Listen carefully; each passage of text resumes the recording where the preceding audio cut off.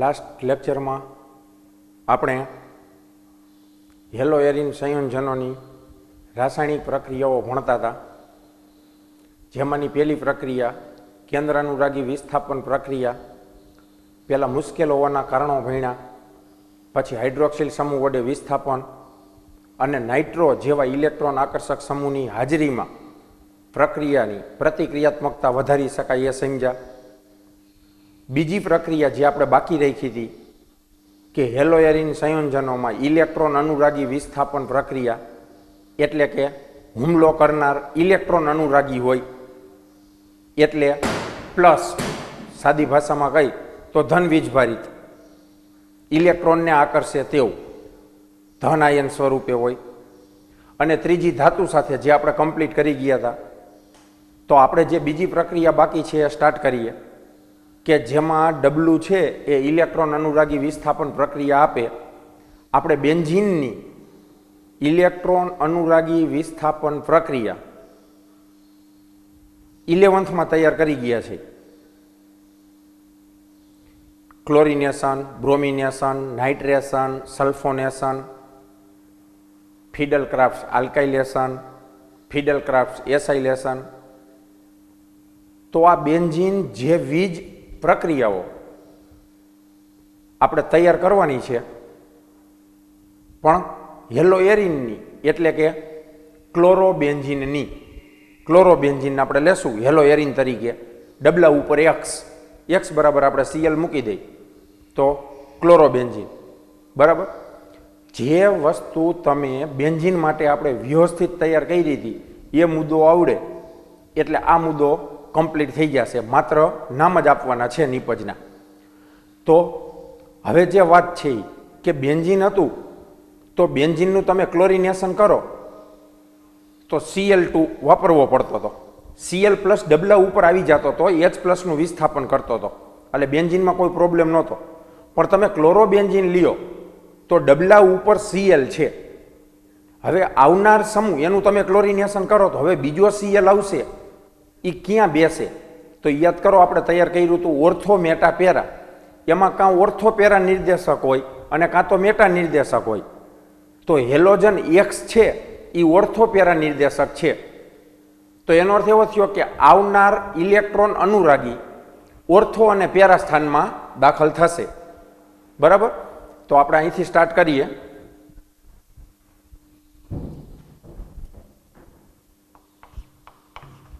આપણે બીજી પ્રક્રિયા બાકી રાખેલી હતી હેલો એરિનની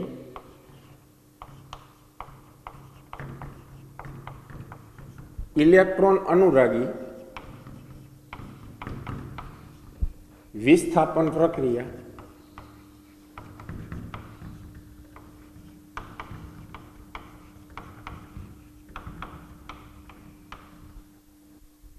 હવે હેલો એરિનમાં આપણે એક્સ તરીકે Cl મૂકવું છે. અત્યારે આપણે એક્સ સમજીએ કે હેલો એરિન એટલે આ રીતે એક્સ લેશું. આપણને ખબર છે કે હેલોજન પરમાણુ એક બંધ બનાવ્યો, એની પાસે 3 LP પડ્યા હશે, હેલો એરિન. હવે આ હેલો એરિન છે એમાં સસ્પંદન બતાવીએ. સસ્પંદન તો આપણે જે આગળ ભણ્યા હતા એ સ્ટ્રક્ચર એક વખત ડ્રો કરી નાખીએ, પછી આપણે 3 પોઈન્ટ લખવા છે સમજવા માટે. પછી આપણે પ્રક્રિયા મેઇન ચાલુ કરીએ. આ ઇલેક્ટ્રોન યુગ્મ અહીંયા આવે એટલે ડબલ થઈ જશે. આ બંધ તૂટે અહીંયા ખૂણા ઉપર કાર્બન ઉપર, એટલે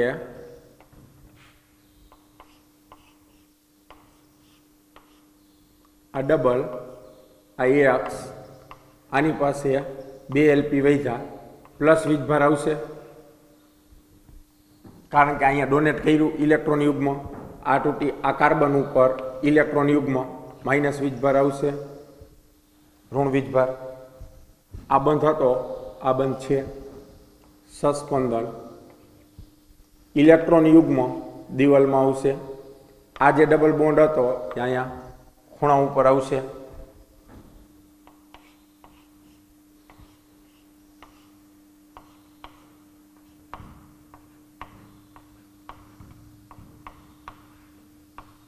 અહીંયા બંધ બની જશે, આ બંધ તૂટ્યો, યા કાર્બન ઉપર આ બંધ હતો,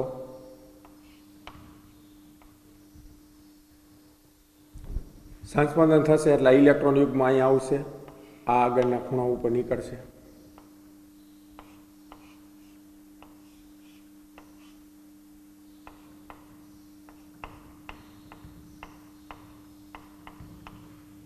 આ બંધ હતો, અહીંયા નવો બંધ બનશે, આ બંધ તૂટી અને અહીંયા કાર્બન ઉપર ઋણ વીજભારિત. ને હજુ એક લાસ્ટ દોરીએ ઇલેક્ટ્રોન યુગમાં અહીંયા, એટલે આ પાછું જ્યાં લાવ્યા ત્યાં એક્સ ઉપર જતું રહેશે,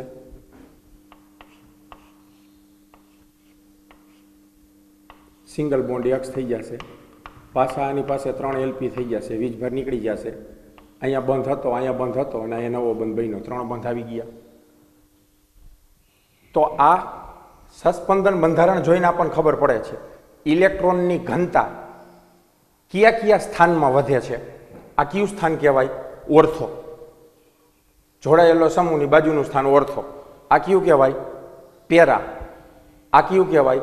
ઓર્થો. ત્યાં આપણને આઈડિયા આવી જાય, ખબર પડી જાય. તો પછી આ એક્સ હેલોજન સમૂહ છે એ કેવો નિર્દેશક કહેવાય? ઓર્થો પેરા નિર્દેશક. તો આપણે એક આ પોઈન્ટ જોતો હતો કે હેલોજન છે એ ઓર્થો પેરા નિર્દેશક સમૂહ છે. એટલે કે આવનાર સમૂહને તમે એની ઇલેક્ટ્રોન અનુરાગી વિસ્થાપન પ્રક્રિયા કરશો એટલે આવનાર ઇલેક્ટ્રોન અનુરાગી પ્રક્રિયક કયા સ્થાનમાં દાખલ થશે? ઓર્થોમાં અને પેરામાં. એટલે આપણને 2 નિપજનું મિશ્રણ મળશે. ઓકે. બીજું, આમ માર્ક કરો તો હેલોજન છે જેમ નાઇટ્રો ઇલેક્ટ્રોન આકર્ષક સમૂહ છે એમ હેલોજન ઇલેક્ટ્રોન આકર્ષક સમૂહ છે.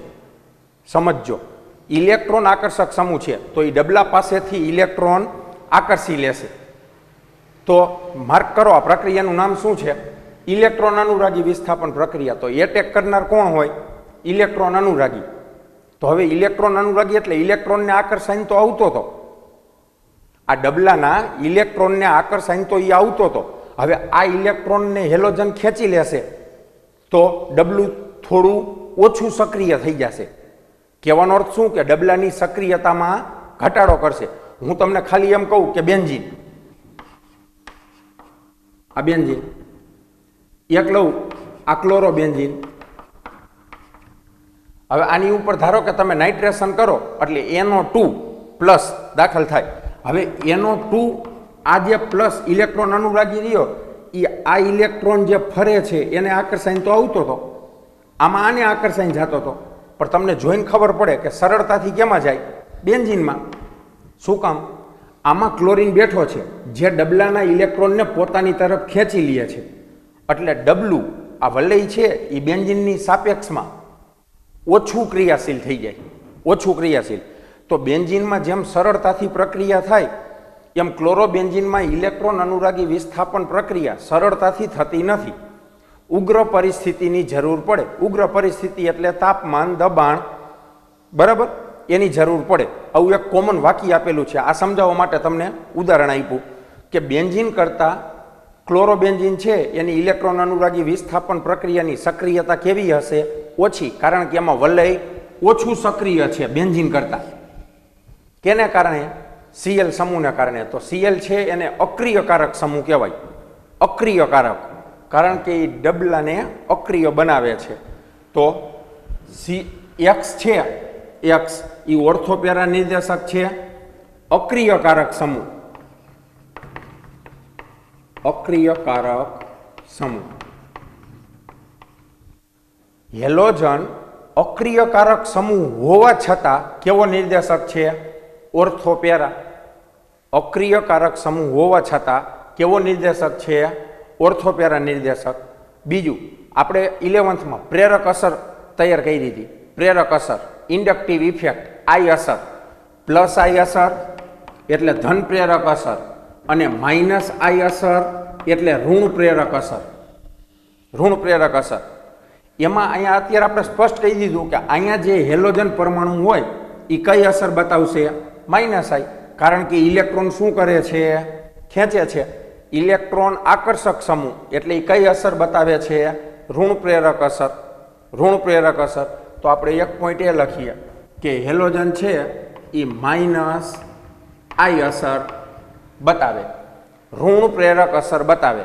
અને ઋણ પ્રેરક અસર બતાવે છે એટલે કે ઇલેક્ટ્રોનને વિડ્રો કરે છે, ખેંચે છે, માટે એ ડબલાને કેવું કરે છે? નિષ્ક્રિય. એની સક્રિયતામાં શું કરે છે? ઘટાડો. ખરેખર તો ઇલેક્ટ્રોન અનુરાગી વિસ્થાપન પ્રક્રિયા કરવી હોય તો એટેક કરનાર ઇલેક્ટ્રોન અનુરાગી હોય. આવો જો ધનવાળો, એ ઇલેક્ટ્રોનને આકર્ષાઈને તો આવે છે, ઇલેક્ટ્રોનને આકર્ષાઈને તો આવે છે. તો જેમ ઇલેક્ટ્રોનની ઘનતા વધારે હોય એમ પ્રક્રિયા સરળતાથી થાય. પણ આ સીએલ સમૂહ છે એ તો કઈ અસર બતાવે છે કે એક્સ હેલોજન છે એ કઈ અસર બતાવે છે? માઇનસ આઈ. માઇનસ આઈનો અર્થ શું થયો? કે પોતે ઇલેક્ટ્રોન વલયમાંથી આકર્ષી લે છે, આકર્ષી લે છે. એટલે ઇલેક્ટ્રોન આકર્ષક સમૂહ માઇનસ આઈ અસર બતાવે. અને ઇલેક્ટ્રોન ડોનેટ કરતા હોય, દાન કરતા હોય, દાખલા તરીકે alkyl group, methyl, ethyl, electron donating group છે, ઇલેક્ટ્રોન દાતા, તો એ કઈ અસર બતાવતા હતા? ધન પ્રેરક અસર, પ્લસ આઈ અસર. તો આ ઋણ પ્રેરક અસરને કારણે વલય કેવું થઈ જશે? અક્રિય. માટે એ કેવો સમૂહ છે? અક્રિયકારક. અક્રિયકારક સમૂહ છે છતાં પણ એ કેવો નિર્દેશક છે? Ortho para. તો તમે આની પ્રક્રિયા ભણવાની ચાલુ કરો એ પહેલા તમને આવું વર્ણન આપેલું છે, સસ્પંદન બંધારણો આપેલા છે, એ મુદ્દો તમને સમજાવ્યો. બરાબર. હવે ફરીથી એક વખત આખો ભાગ વર્ણન સ્વરૂપે બોલી જાય. હેલો એરિન સંયોજનો બેન્ઝીનની જેમ ઇલેક્ટ્રોન અનુરાગી વિસ્થાપન પ્રક્રિયાઓ આપે છે. કેવી કેવી? Chlorination, bromination. હેલોજિનેશન કયો તોય ચાલે, બે નામ ન બોલવા હોય તો હેલોજિનેશન, નાઇટ્રેશન, સલ્ફોનેશન, ફિડલ ક્રાફ્ટ પ્રક્રિયાઓ, એમાં આલ્કાઇલેશન, એસાઇલેશન આવી જાય. હેલોજન સમૂહ અક્રિયકારક સમૂહ હોવા છતાં ઓર્થોપેરા નિર્દેશક સમૂહ છે. પછી એના સસ્પંદન બંધારણ દોરશું. ઉપરના બંધારણ ઉપરથી જોઈ શકાય છે કે વલયના ઓર્થો અને પેરા સ્થાનમાં ઇલેક્ટ્રોનની ઘનતા વધે છે. માટે હેલોજન સમૂહ ઓર્થોપેરા નિર્દેશક સમૂહ છે. આવનાર નવો સમૂહ ઓર્થો અને પેરા સ્થાનમાં દાખલ થશે. આ ઉપરાંત હેલોજન સમૂહની માઇનસ આઈ અસરને કારણે વલયની સક્રિયતા ઘટે છે, વલયને અક્રિય બનાવે છે.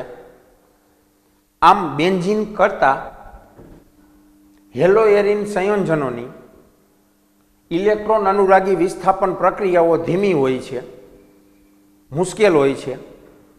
માટે હેલો એરિન સંયોજનોમાં ઇલેક્ટ્રોન અનુરાગી વિસ્થાપન પ્રક્રિયા થવા માટે ઉગ્ર પરિસ્થિતિની જરૂર પડે છે. પૂરું. આ હું લાસ્ટ બોલ્યો આ ટાઈપનું વર્ણન આપણે લખવાનું છે, પણ આ ત્રણ પ્રોપર શબ્દ આવી જવા જોઈએ. ઓર્થોપેરા નિર્દેશક, અક્રિયકારક સમૂહ અને માઇનસ આઈ અસર. ઓકે. હવે આપણે એની પ્રક્રિયા ભણવાની સ્ટાર્ટ કરીએ. પહેલી પ્રક્રિયા હેલોજિનેશન લખો તો ભલે, હું લખું ક્લોરિનેશન.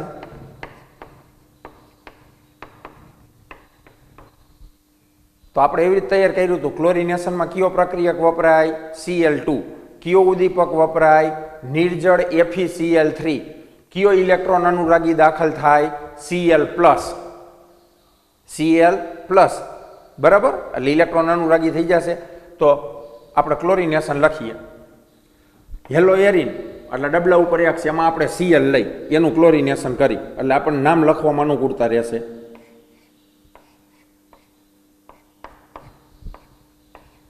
ક્લોરોબેન્ઝીન. આની ક્લોરિનેશન પ્રક્રિયા કરવી હોય તો Cl2 વાપરવો પડે. નિર્જળ FeCl3 ઉદ્દીપક તરીકે યાદ કરો. બ્રોમિનેશન કરો તો Br2 વાપરવો પડે. નિર્જળ FeBr3 ઉદ્દીપક તરીકે. ઓકે. આમાંથી Cl+ ઉત્પન્ન થાય, ઇલેક્ટ્રોન અનુરાગી યાની ઉપર ડબલા ઉપર એટેક કરે, ઓર્થો સ્થાનમાં પેરા સ્થાનમાં દાખલ થાય એટલે આપણને બે નિપજનું મિશ્રણ, ડબલા ઉપર Cl, ઓર્થોમાં Cl પ્લસ ડબલા ઉપર Cl હતું પેરામાં નામ આપીએ 1 2 ડાયક્લોરો બેન્ઝીન 1 2 3 4 બંને હેલોજન જ છે. ગમે એ નંબર આપવાના ચાલુ કરો 1 4 મળશે. 1 4 ડાયક્લોરો બેન્ઝીન. બે સમઘટકોનું મિશ્રણ મળ્યું. એમાં જે ઓર્થો સમઘટક છે એ અલ્પ પ્રમાણમાં મળશે. પેરા છે એ વધુ પ્રમાણમાં મળશે, જે એની મુખ્ય નિપજ છે. હવે આમ સમજીએ તો આમાંથી Cl પ્લસ ઓર્થો સ્થાન ઉપર એટેક કરે, જોડાઈ જાય. અહીંથી H પ્લસનું વિસ્થાપન કરે, માટે આ પ્રક્રિયાનું નામ વિસ્થાપન પ્રક્રિયાઓ. એટેક કરનાર Cl પ્લસ એટલે કે ઇલેક્ટ્રોન અનુરાગી. Cl પ્લસ જોડાઈ જશે, H પ્લસનું વિસ્થાપન કરશે. આમાં Cl માઇનસ વધ્યો હોય, HCl છૂટું પડે, એ આપણે બતાવવાની જરૂર નથી, આપણે મેઇન નિપજ લખી નાખવાની. તો પૂરું આ ક્લોરિનેશન આવી રીતે બતાવવાનું હતું. તો જો બેન્ઝીનનું ક્લોરિનેશન કરતા હતા તો એવું જ હતું, તમે બેન્ઝીન લેતા હતા, Cl2 લખતા હતા, નિર્જળ FeCl3 લખતા હતા, અને ડબલા ઉપર તમને Cl દાખલ થઈ જાય એ નિપજ મળતી હતી, પણ એક જ મળતી હતી, કારણ કે ડબલા ઉપર કોઈ સમૂહ નહોતો. અહીંયા સમૂહ હતો, એ ઓર્થો પેરા નિર્દેશક છે, માટે આવનાર ઇલેક્ટ્રોન અનુરાગીને ઓર્થો અને પેરા સ્થાનમાં મોકલશે. ઓકે, ક્લોરિનેશન પૂરું. બીજું નાઇટ્રેશન. તો યાદ કરો, તમને યાદ રખાયું હતું એ પ્રમાણે. નાઇટ્રેશન એટલે NO2 પ્લસ દાખલ કરવો. કયો પ્રક્રિયક વાપરવો પડે? Nitric acid HNO3. તો સાંદ્ર HNO3, ઉદ્દીપક તરીકે સાંદ્ર H2SO4, બંને એસિડ જ.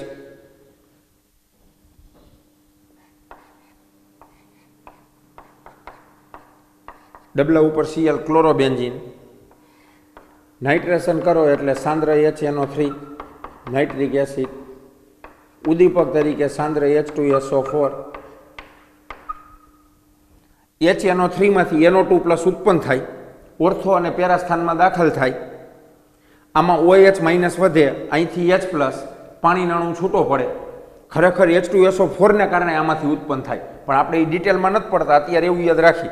NO2 પ્લસ આમાં દાખલ થાય, Cl ઓર્થોમાં NO2 plus Cl પેરામાં NO2. Cl એટલે X અને NO2 નંબર 2 યાદ કરો, બંને નબળા સમૂહ છે, બરાબર, અગ્રિમતા ક્રમમાં. તો બંને પૂર્વક તરીકે જ લખવાના થાય. ક્લોરો અને નાઇટ્રો, C અને N, 1 2 1 ક્લોરો 2 નાઇટ્રો બેન્ઝીન. આ અલ્પ નિપજ થશે. 1 2 3 4 1 ક્લોરો 4 નાઇટ્રો બેન્ઝીન. આ મુખ્ય નિપજ થશે. પૂરું નાઇટ્રેશન.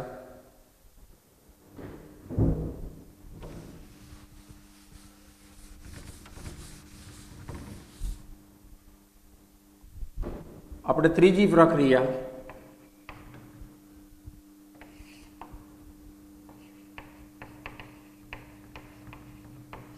સલ્ફોનેશન.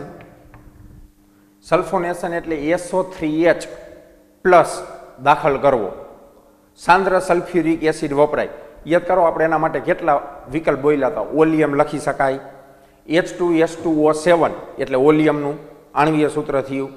H2SO4 પ્લસ SO3 લખી શકાય, સાંદ્ર H2SO4 લખી શકાય, ધુમાયમાન H2SO4 લખી શકાય. બરાબર, આપણે સાંદ્ર H2SO4 લખશું.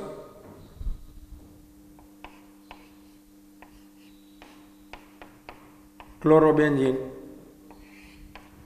સલ્ફોનેશન કરવા માટે સાંદ્ર H2SO4, ઉદ્દીપક તરીકે પણ સાંદ્ર H2SO4 જ હોય એટલે લખવાની જરૂર નથી. આમાંથી SO3H પ્લસ ઉત્પન્ન થાય, એટેક કરશે. ડબલા ઉપર Cl હતું, SO3H,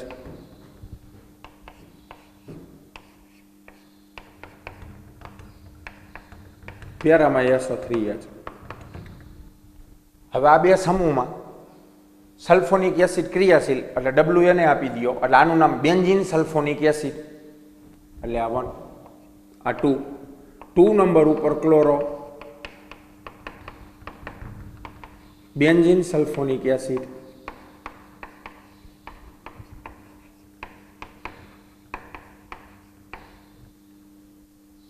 આમાં 1 2 3 4 4 ક્લોરો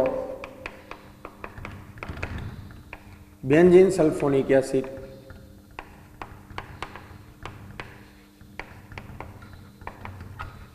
પેરા નિપજ મુખ્ય બનશે, ઓર્થો નિપજ છે એ અલ્પ પ્રમાણમાં મળશે. Sulphonation complete.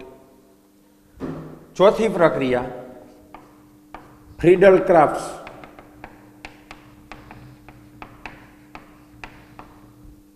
આલ્કાઇલેશન. આલ્કાઇલ સમૂહ દાખલ કરવો, CH3+ methyl, ethyl plus CH3CH2+, પણ આપણે અહીંયા મિથાઇલ માટે તો યાદ કરી આલ્કાઇલેશન આલ્કાઇલ હેલાઇડની હાજરીમાં કરવું પડે. લખીએ chlorobenzene, FC Friedel Crafts alkylation, CH3Cl alkyl halide methyl chloride લઈ. ફ્રીડલ ક્રાફ્ટ્સ પ્રક્રિયામાં ઉદ્દીપક તરીકે નિર્જળ એલ્યુમિનિયમ ક્લોરાઇડ AlCl3 ફિક્સ જ છે.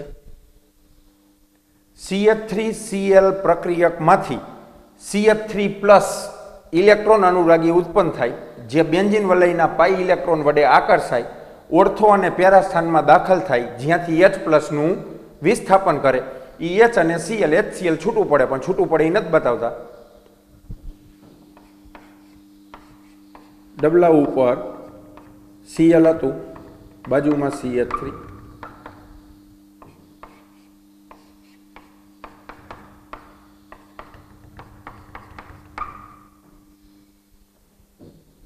ક્લોરો X અને R બંને પૂર્વક તરીકે જ લખવાના છે.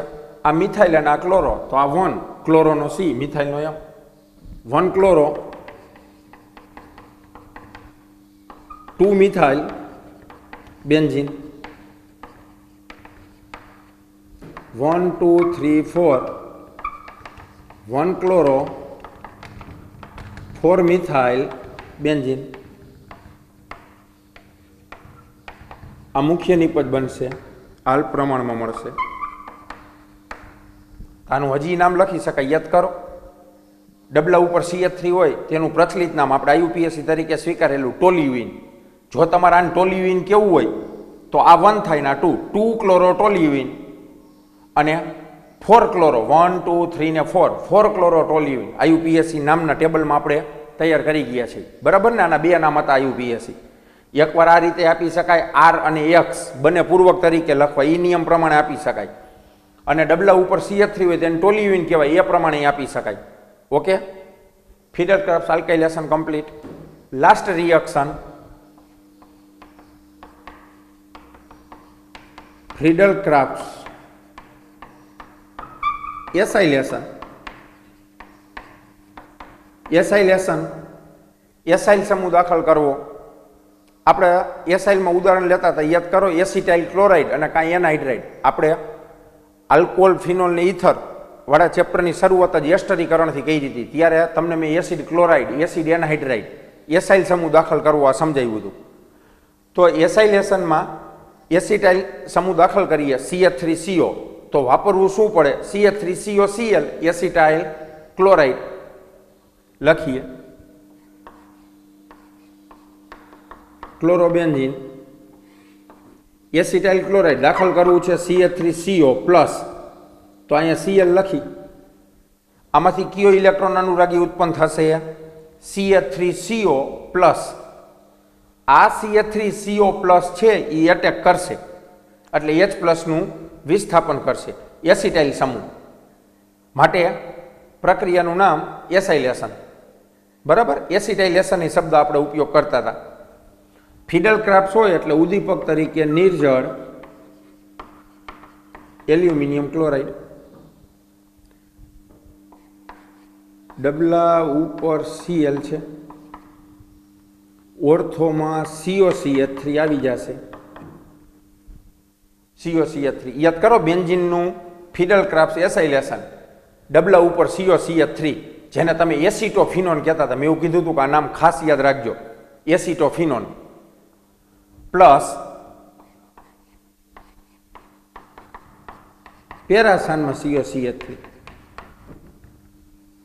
આ તો એસિટોફિનોન તૈયાર જ છે. તો આ 2 નંબર ઉપર ક્લોરો, 2 ક્લોરો એસિટોફિનોન, અલ્પ પ્રમાણમાં મળશે.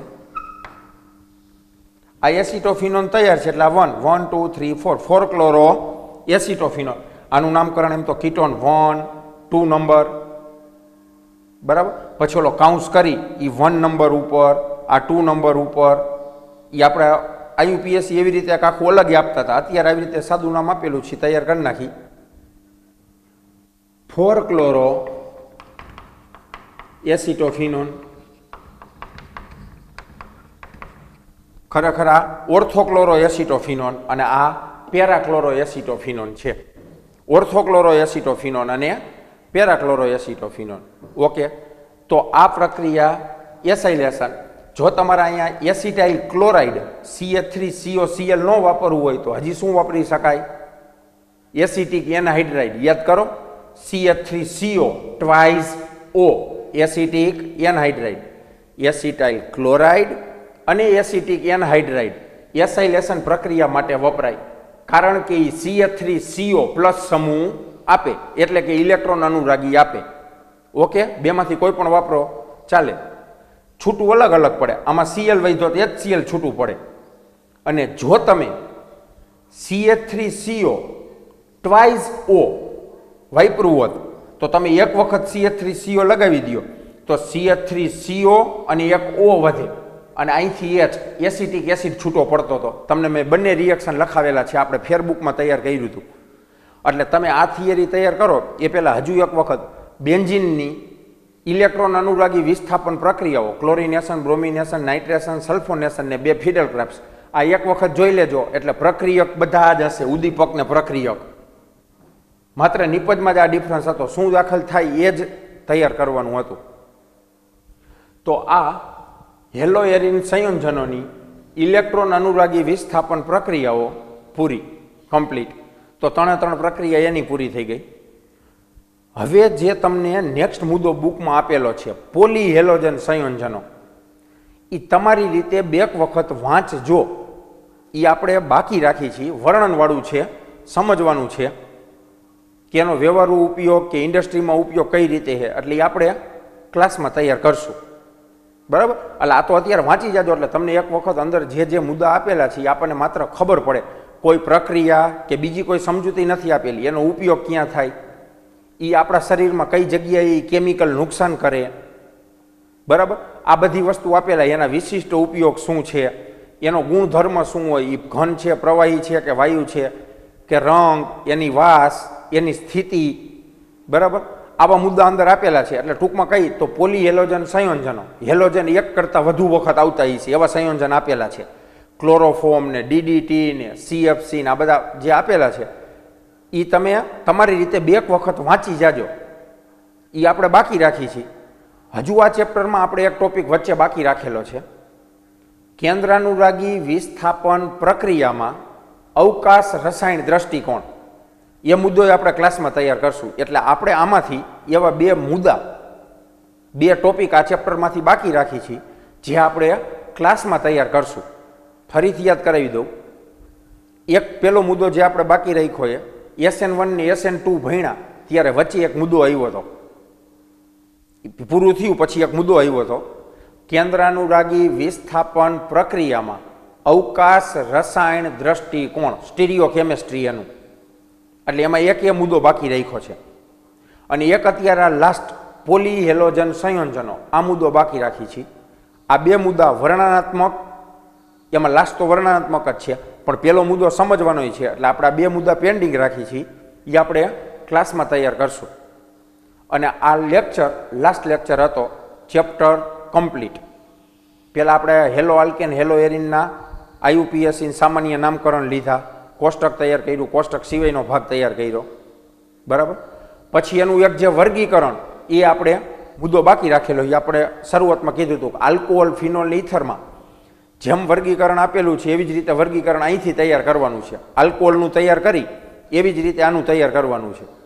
પછી આપણે એની બનાવટ લીધી, બનાવટ પૂરી થઈ પછી એની રાસાયણિક પ્રક્રિયા ભણવાની ચાલુ કરી. તો એ રાસાયણિક પ્રક્રિયા હેલો આલ્કેનની ભણ્યા, પછી હેલો એરિનની ભણ્યા, બરાબર. એટલે આપણે જે અમુક મુદ્દા મૂકી છીએ એ છોડી દીધા એવું નથી, એ મુદ્દા તૈયાર કરવાના જ છે, પણ એ આપણે ક્લાસમાં તૈયાર કરશું, બરાબર. તમને જેટલું અહીંથી જ કરાવવામાં આવે એટલું રિટર્ન વર્ક કરી અને કમ્પ્લીટ તૈયાર કરતા જાજો, ભેગું ન થાય.